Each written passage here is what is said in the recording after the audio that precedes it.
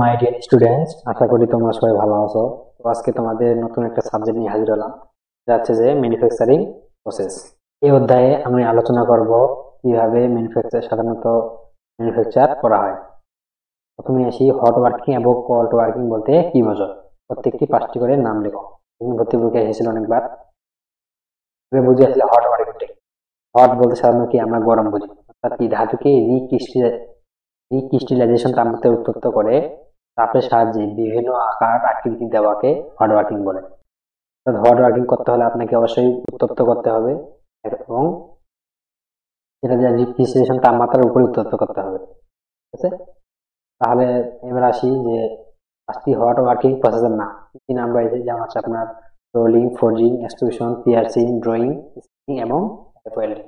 মোটামুটি 5টা সাধারণত পরীক্ষা আসে থাকে। এরপর আসি যে আসলে কোল্ড ওয়ার্কিংটা কি। হট ওয়ার্কিং যে বুঝে থাকেন, কোল্ড ওয়ার্কিংটা হচ্ছে তার বিপরীত, অর্থাৎ ধাতুকে রিক্রিস্টালাইজেশন তাপমাত্রার নিচে, হট ওয়ার্কিং ছিল তাপমাত্রার উপরে, এটা কি তাপমাত্রার নিচে রেখে চাপ প্রয়োগ করে বিভিন্ন আকারকৃতি দেওয়াকেই কোল্ড ওয়ার্কিং বলে। 5টি কোল্ড ওয়ার্কিং পদ্ধতির নাম যেমন হচ্ছে ড্রয়িং, স্কুইজিং, বেন্ডিং, শিয়ারিং, এক্সট্রুডিং। এখান থেকে কিন্তু এমসিকিউ বা লিখিত আসে, যে নিচে কোনটি কোল্ড ওয়ার্কিং প্রসেস নয়, ঠিক আছে। তো হট ওয়ার্কিং প্রসেসটা দিয়ে দিল সাধারণত। এরপর আসি যে হট ওয়ার্কিং এর সুবিধা। হট ওয়ার্কিং করে আমরা কি কি সুবিধা পাবো। ধাতু, প্লাস্টিক, স্টেজ যেটা থাকায় কম লোটে সহজে আকৃতি প্রদান করা যায়, অর্থাৎ যেহেতু প্রচুর হট থাকে, গরম থাকে, তো সহজে হট থাকলে কি আমরা সহজে আকার আকৃতি প্রদান করতে পারবো। দেখেন যে তামার গুলা কিন্তু কোনো কিছু দিয়ে তৈরি করে, সেটাকে আগে প্রচুর তাপমাত্রায় গরম করে তারপর কি হাতুড়ি দিয়ে বা হ্যামার দিয়ে সেটাকে পিটিয়ে পিটিয়ে বস্তু তৈরি করে। এরপর আসে পরোসিটি দূর হয়। 3 নম্বর হচ্ছে কি দেওয়া আছে, কি ভেজাল থাকলে তা সমভাবে বন্টিত হয়ে যায়। অর্থাৎ যদি কোনো ভেজাল থাকে সে ধাতুতে, তাই ভেজালটা কি সমভাবে বন্টিত হয়ে যায়। ধাতুর দানা রিফাইন্ড হয়, ধাতুটা কি একবার নতুনের মতো হয়ে যায়।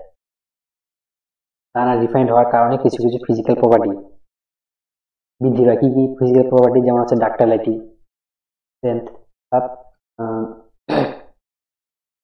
স্ট্রেংথ শক্তি হচ্ছে বৃদ্ধি পায়। মানে এই কাজ সমাধা করতে কম শক্তির অপচয় হয়। দেখেন যে বিশেষ করে যেমন হচ্ছে আপনার উড়াল, সেটা যখন আপনি রিফাইন করবেন তখন কিন্তু আগের থেকে অনেক বেশি পরিমাণ কাটবে, কি কম শক্তি অপচয় হবে, অর্থাৎ অল্প শক্তি দিলে অধিক কাজ সম্পন্ন করা যাবে।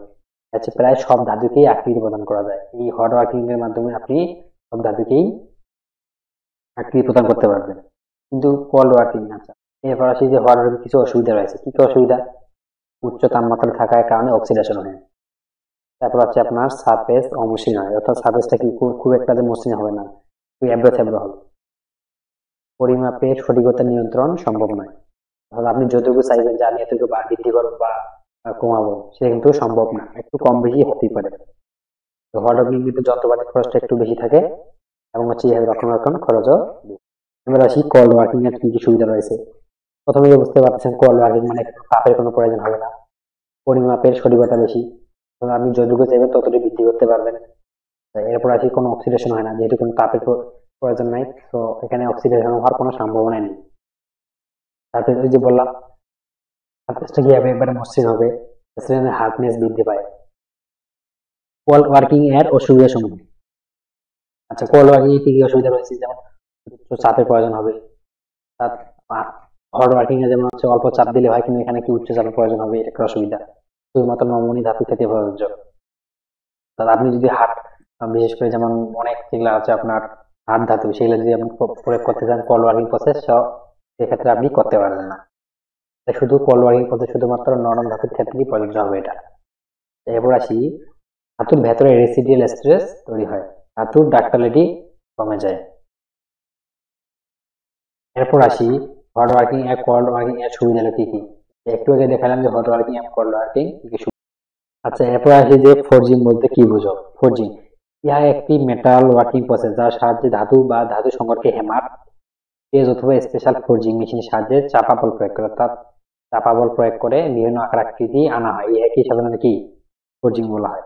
ফোরজিং সাধারণত কত প্রকার, যেমন হচ্ছে একটা আপনার 3 ভাগে ভাগ করা যায়। একটা হচ্ছে ওপেন ডাই ফোরজিং, আছে ক্লোজ ডাই ফোরজিং, আর একটা আছে পেজ ফোরজিং। আশা করি বুঝতে পেরেছেন। আচ্ছা, ফোরজিং কি কি সুবিধা রয়েছে, যেমন হচ্ছে আপনার মসৃণ সারফেস পাওয়া যায়, অর্থাৎ আমি যদি ফোরজিং করি তাহলে কি সাজেস্টটা হবে একদম মসৃণ। এবার হচ্ছে কম শক্তির প্রয়োজন হয়, মেশিন করার প্রয়োজন হয় না, অর্থাৎ সারফেস যেহেতু মসৃণ হয়ে যাচ্ছে এরপর আপনার কি মেশিন করার কোনো প্রয়োজনই নেই। এবার হচ্ছে প্রোডাকশন একটা বেশি, পোরোসিটি কলে থাক দূরীভূত হয়, সহজেই ওয়েল্ডিং করা যায়। অর্থাৎ ফোরজিং যদি আপনি করেন এটা সহজেই ওয়েল্ডিং করা যায়। অসুবিধা কি কি, যেহেতু কোল্ড ওয়ার্কিং প্রসেসের মধ্যেই পড়ে, সো এটার হচ্ছে কি যন্ত্রপাতি খরচটা একটু বেশি হয়। কোনো প্রকার হোল রাখা যাবে না বা কোনো প্রকার ছিদ্র রাখা যাবে না, উৎপন্ন দ্রব্যের আকার এবং আকৃতি সীমিত। আমরা আসি ওপেন এবং ক্লোজ ডাই ফোরজিং এর পার্থক্য লিখব। ওপেন ডাই, ওপেন মানে বুঝতে পারছেন যে খোলা, ডাইগুলা কি একটু খোলা খোলা হবে, ঠিক আছে। তো ওপেন ডাই ফোরজিং কি কি কি পার্থক্য দেখি। ওপেন ডাই ফোরজিং এ খোলা ডাই রাখলো, যেটা বললাম ডাইটা কি খোলা হবে, তো দক্ষতা কম হবে, সূক্ষ্ম মাপের যন্ত্র তৈরি সম্ভব। ওপেন ডাই এর মাধ্যমে, যেহেতু ওপেন ডাই খোলা, তো এখানে যে আপনি সূক্ষ্ম যন্ত্র তৈরি করতে চান, তো এটাতে আপনি পারবেন না, তো মাপের সঠিকতা ঠিক থাকে না। কি আকৃতি তৈরি করা, তারপর হচ্ছে আপনার দক্ষ শ্রমিকের প্রয়োজন হয়। তো যেহেতু এটা বাইরে খোলা, তো দক্ষ শ্রমিক ছাড়া এটা করতেই পারবে না, নষ্ট করে ফেলবে, সময় বেশি লাগবে, উৎপাদন খরচ বেশি, ঠিক আছে। তারপর আসি ক্লোজ ডাই। ক্লোজ ডাই সব দিক দিয়ে ভালো, যেমন হচ্ছে আপনার ক্লোজ ডাই ফোরজিং এ আবদ্ধ টাই ব্যবহার করা হয়, দক্ষতা বেশি। তো আপনি যদি সূক্ষ্ম যন্ত্র তৈরি করতে চান, সেটা কি ক্লোজ ডাই এর ফোরজিং এর মাধ্যমেই করতে হবে। এরপর আসি জটিল আকৃতির জব তৈরি করা যায়, দক্ষ শ্রমিকের প্রয়োজন হয় না, সময়ের সাশ্রয় হয়, উৎপাদন খরচ কম, অর্থাৎ সব দিক দিয়ে বিবেচনা করলে ওপেন ডাই থেকে ক্লোজ ডাইতে সুবিধা অনেক বেশি পাওয়া যায়। এবার আসি যে মোস্ট ইম্পর্টেন্ট একটা প্রশ্ন, বলছে সাধারণত কয় ধরনের পদ্ধতিতে জোড়াবিহীন পাইপ তৈরি করা যায়। দুইটি পদ্ধতি রয়েছে জোড়াবিহীন পাইপ তৈরি করার জন্য। কি কি, একটা আছে যে পিয়ার্সিং পদ্ধতি, আর একটা আছে এক্সট্রুশন পদ্ধতি। প্রথমে আসি যে পিয়ার্সিং পদ্ধতি দেখি। আচ্ছা, আগে চিত্র একটা দেখে নেই, যে দেখেন এখানে একটা রোলার দেওয়া আছে, উপরে একটা রোলার, নিচে একটা রোলার, ঠিক আছে। এর ভিতরেই আসলে একটা এই আছে ম্যান্ডেল, ম্যান্ডেলের ভিতর থেকে জোড়াবিহীন পাইপ তৈরি করা হয়। আচ্ছা, এখন একটু পড়ে দেখি কি দেওয়া আছে। এই পদ্ধতিতে সাধারণত জোড়াবিহীন পাইপ তৈরি করা হয়, তবে শীট মেটাল অপারেশনে এই পদ্ধতি ব্যবহার করা হয়। এই পদ্ধতিতে উত্তপ্ত গোলাকার বার, গোলাকার বিলেটকে একই দিকে ঘূর্ণন মোচাকৃতি রোলার, দেখেন এই হচ্ছে রোলার, দুইটা রোলার ভেতর দিয়ে পরিচালনা করে স্থির ম্যান্ডেল, এটা দেওয়া আছে দেখেন, এটা হচ্ছে ম্যান্ডেলটাকে স্থির মাধ্যমে ভেতরের ব্যাস নিয়ন্ত্রণ করে। আর ভেতরের যে ব্যাসটা সেটা আগে নিয়ন্ত্রণ করতে হবে, ভেতরের ব্যাস নিয়ন্ত্রণ করে জোড়াবিহীন পাইপ তৈরি করা হয়। এই এবং ইহা জড়বিহীন লিকুইড পাইপ তৈরি সহজ এবং সবচেয়ে একটা উত্তম পদ্ধতি। এই পদ্ধতিতে জোড়াবিহীন পাইপ তৈরি করা হয়। এরপর আসি যে পিয়ার্সিং গেল, আসি এক্সট্রুশন। ধাতুকে উত্তপ্ত বা ঠান্ডা অবস্থায় একটি আবদ্ধ পাত্রে রেখে এর উচ্চ চাপ প্রয়োগ করে নির্দিষ্ট ডাই প্রবাহিত করে বস্তু তৈরি করার পদ্ধতিকেই এক্সট্রুশন বলে। আছে দেখেন চিত্রের মাধ্যমে দেওয়া আছে, অর্থাৎ এখানে আমি কিছু ধাতু দিলাম, তারপর হচ্ছে ডাইয়ের সাহায্যে চাপ প্রয়োগ করে, ডাইয়ের সাথে চাপ প্রয়োগ করে বস্তু তৈরির যে প্রক্রিয়া, দেখেন এই পাশ সরি ভুলে গেছে, এই র্যামের সাহায্যে চাপ প্রয়োগ করে এখানে ধাতু রয়েছে, দেখেন ছিদ্র পথে বের হয়ে যাচ্ছে, এটাকে সাধারণত কি এক্সট্রুশন, এটা কি এক্সট্রুশনের মাধ্যমে জোড়াবিহীন পাইপ তৈরি করা হয়। এবার আসি ড্রয়িং। ড্রয়িং কি, ধাতুর উপর আহ উত্তপ্ত বা ঠান্ডা অবস্থায় চাপা বা টানা বল প্রয়োগ করে এর আকার পরিবর্তন করা কি ড্রয়িং বলা হয়। এবার আসি যে ওয়্যার ড্রয়িং। বিলেটকে উত্তপ্ত অবস্থায়, দেখেন এটা বিলেটকে উত্তপ্ত, এটা উত্তপ্ত করে নির্দিষ্ট আকার ডাই, এখানে উপরে একটা ডাই, নিচে একটা ডাই রয়েছে, টেনে প্রস্থচ্ছেদ কমিয়ে তারে পরিণত করাকেই অর্থাৎ ওয়্যার ড্রয়িং বলে। দেখেন এখানে ব্যাসটা দেখেন, এই ব্যাসটা কত বড় ছিল, আস্তে আস্তে দেখেন যখন ডায়ের ভিতর দিয়ে নিয়ে যাওয়া হলো, তখন এই ব্যাসটা কি ক্রমান্বয়ে হ্রাস করা হলো। ব্যাসটা ক্রমান্বয়ে হ্রাস করাটাই হচ্ছে ওয়্যার ড্রয়িং। আশা করি বুঝতে পেরেছেন। আচ্ছা, এরপর আসি শীট মেটালের উপর প্রধানত 4 প্রকার অপারেশন করা হয়ে থাকে, যেমন হচ্ছে আপনার শিয়ারিং, বেন্ডিং, ড্রয়িং। হচ্ছে মোস্ট ইম্পর্টেন্ট একটা প্রশ্ন, দেখেন প্লাঙ্কিং, পাঞ্চিং এবং পারফোরেটিং বলতে কি বোঝো বা কাকে বলে। ব্লাঙ্কিং, ধাতব পাত বা প্লেট থেকে তাই প্রান্তের চাপে নির্দিষ্ট প্রয়োজনীয় অংশ কেটে নেওয়াকে কি ব্লাঙ্কিং বলা হয়। তাহলে দেখেন পার্ট থেকে দেখেন, এই পার্ট থেকে আমি যেখানে গোলাকার আকৃতি আমি কেটে নিয়েছি, অর্থাৎ প্রয়োজনীয় আকৃতি কেটে নেওয়া, দেখেন এটা হচ্ছে আপনার কি ব্লাঙ্কিং, এটাকে ব্লাঙ্কিং বলা হয়। এবার আসি পাঞ্চিং। সাধারণত ব্লাঙ্কিং আর পাঞ্চিং একটু একটু হলো পার্থক্য রয়েছে। যেমন হচ্ছে আপনার এটা হচ্ছে আমরা কি কার্যবস্তু এটা, কিন্তু এটা আমরা কি ফেলে দেবো। পাঞ্চিং এ তার বিপরীতটা।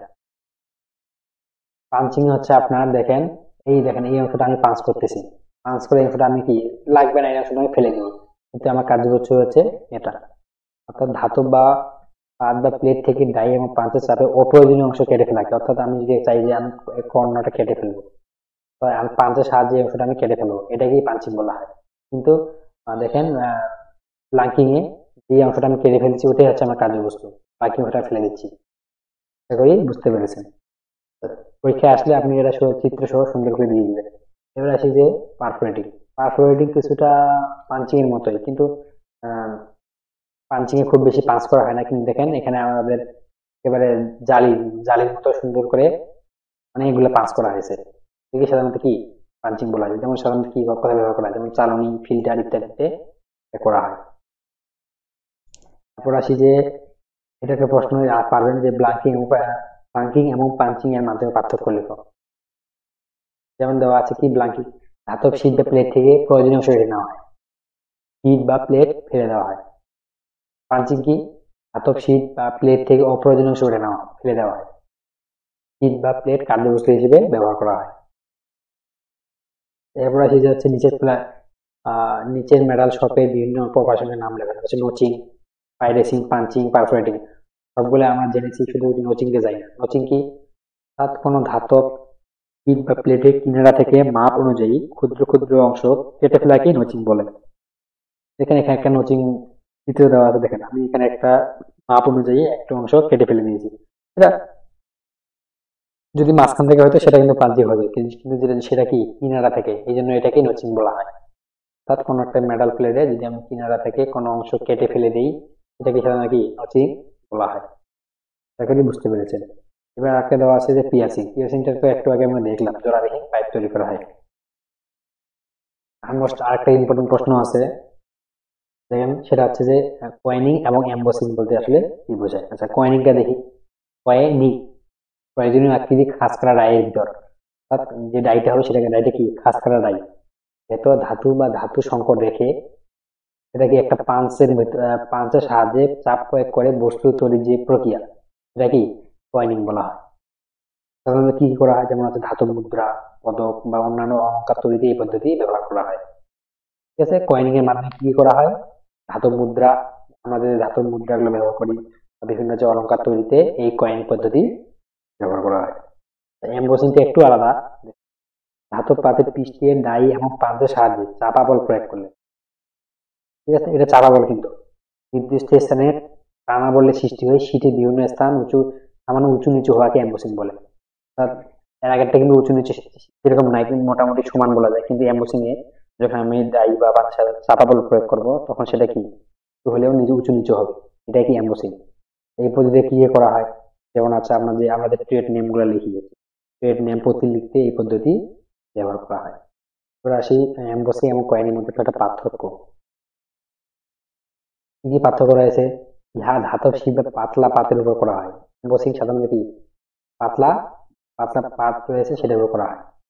এতে ওপেন ডাই পাঁচ ব্যবহার করা হয়, অল্প চাপে কাজ সম্পন্ন করা হয়। অর্থাৎ এমবোসিং এ খুব বেশি চাপের প্রয়োজন হয় না, তা আপনি হালকা চাপ দিলেই কাজটা সম্পন্ন করতে পারবেন।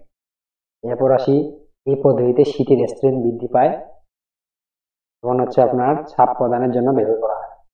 এরপর আসি যে কোয়েনিং। কোয়েনিং কি সাধারণত ইহা নরম ধাতবের উপর করা হয়, এতে ক্লোজ ডাই ব্যবহার করা হয়। একটু আগে দেখলাম যে হচ্ছে এমবোসিং করা হচ্ছে আপনার ওপেন ডাই, আর কোয়েনিং করা হচ্ছে আপনাদের ক্লোজ ডাই ব্যবহার করা হচ্ছে। এখানে চাপ বেশি একটু প্রদান করতে হয়, যেহেতু আপনার ক্লোজ ডাই ব্যবহার করতেছি। এই পদ্ধতিতে ধাতব মুদ্রা, যেমন হচ্ছে মেডেল, তারপর টোকেন ইত্যাদি কাজে ব্যবহার করা হয়। তো আশা করি তোমরা এই অধ্যায়টি ভালো করে বুঝতে পেরেছো। তো এরকম আরো নিয়মিত ক্লাস করতে আমাদের আর মেকানিক্যাল ইঞ্জিনিয়ারিং চ্যানেলটি সাবস্ক্রাইব করে রাখুন। আপনাকে অসংখ্য ধন্যবাদ।